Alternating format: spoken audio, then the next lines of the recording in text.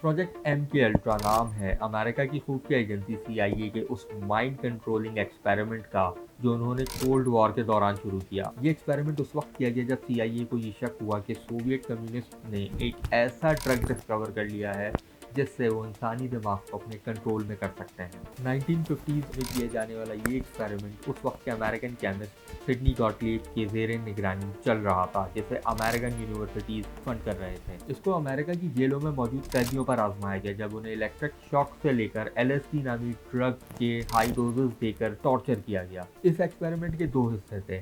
पहला, मौजूदा इंसानी दिमाग को सोचने समझने की सलाहियत से कासिर किया जा सके, और दूसरा, उस जहन में एक नई सोच पैदा की जा सके। आखिरकार बहुत जानी नुकसान के बाद इस नतीजे पर पहुंचा गया कि माइंड कंट्रोल करना प्रैक्टिकली पॉसिबल नहीं है और इस प्रोग्राम को फौरी बंद कर दिया गया।